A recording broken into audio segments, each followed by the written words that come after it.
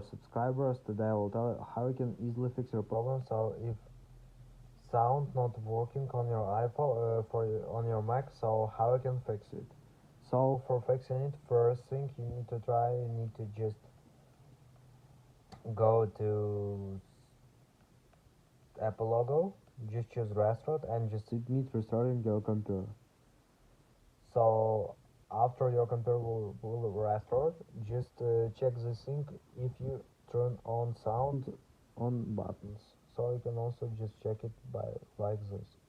And if it doesn't help you, you can also just try to go to system preferences.